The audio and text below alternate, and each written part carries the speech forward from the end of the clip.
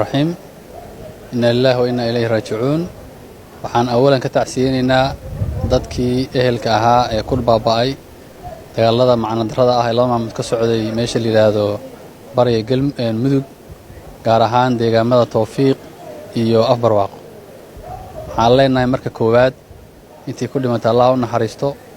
eheladoodii iyo qaraabadoodiina Ilaahay samir ka siiyo dagaal wax macna ah ama ujeedo ah oo laga gaaray aysan jirin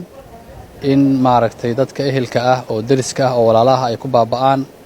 waqti dheer ayay Soomaaliya ku soo jirtay wax natiijo laga gaarayna malaha waxaan ku baaqaynaa in dagaalkaas la joojiyo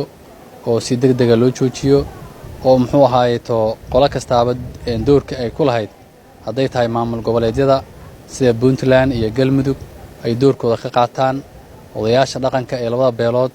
ay doorkooda qaataan dadka deegaanka ee Soomaaliyeed ee iyaga ka baxsan ee ehelka dariska la ah ee degan gobolka Mudug gaar ahaan zoonkaas degan inay iyaguna si gaar ah isugu xilqaamaan inay dadkaas walaalahooda dhigooda joojiyaan oo ay kala dhex galaan doorka dawladda federaalka ahayd meeshaas inuu ka muuqan baan u jeednaa ciidamadii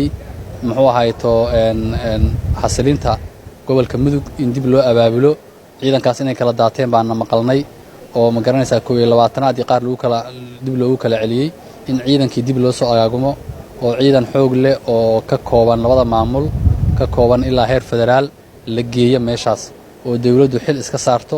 oo dawladda federaalka loo diro dad mas'uuliyiin ah oo meesha shaqo ka soo qabta taasaan dawladdan ugu baaqaynaa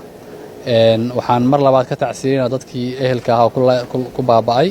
dhalinyarada Soomaaliyeed in maalin kasta colaad hor leh oo wax macnaaha ka imaanaya aan la arag in lagu sii baabi'iyo waxa waaye mustaqbalka Soomaaliya ay mugdi gelinaysaa arrimaha noocaas ah in laga hortago oo intaysan dhibaatadu faafin laga hortago ayaana ku baaqaynaa. Assalaamu calaykum waraxmatullaahi wabarakaatuh.